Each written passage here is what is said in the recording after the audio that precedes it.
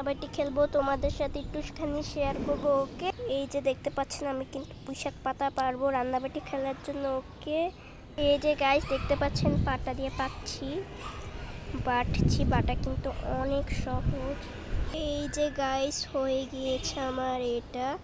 এই যে গাইস একটা প্লেট নিয়ে নিয়েছে, এখন এটাকে এখানে দিয়ে দিব। হ্যাঁ, আরও কয়েকটা রেসিপি দেখতে পাচ্ছেন। এখানে ভাত বসিয়ে দিয়ে দিব আমি। এই যে গাইস আমি কিন্তু এখানে রাইস বসিয়ে দিয়ে দিয়েছি চুলাতে। ওকে, এই যে রাইস তৈরি হয়ে গিয়েছে, আমি শুধু পাতাটাকে উঠিয়ে নিয়ে নিলাম, হয়ে গেল আমার রাইস। চুলো থেকে উঠিয়ে নিয়ে আমি ডাইনিং টেবিলে বসিয়ে দিব। এই যে ভর্তা বসিয়ে এখানেও ডাইনিং টেবিলে রেখে দিয়ে দিব আমি। গাইস কিভাবে খাবো সেটাই দেখাবো। এটা পুঁই শাকের ভর্তা আর ভাত নিয়ে নিলাম। এই যে কত যে মজা হয়েছিল,